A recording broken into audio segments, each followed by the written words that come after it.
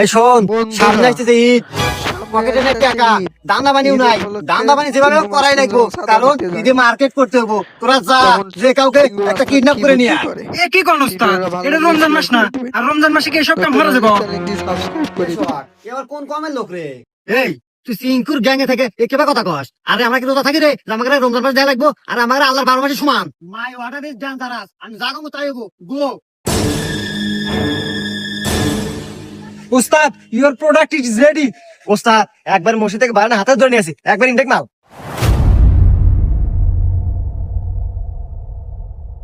এবার চাচা, এবার চাষি হাতে কি ঈদ করে ইচ্ছা আছে?